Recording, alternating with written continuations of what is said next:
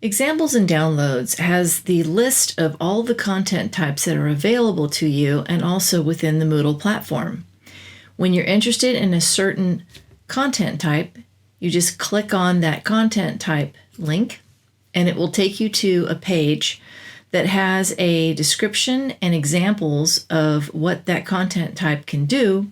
And then at the bottom of that page, depending on the content type, you will also have a link to a tutorial.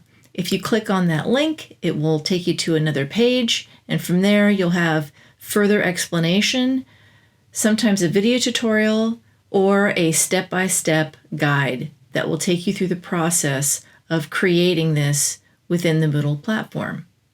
Another way to access this information within Moodle, once you want to create an activity or resource, you navigate to the interactive content, you select that, and then from there, you can decide on what content type you want to use. So for example, if I want to use the accordion, I can click on the details, and from here, I can actually click on Content Demo, and that will also take me to the accordion description site on H5P.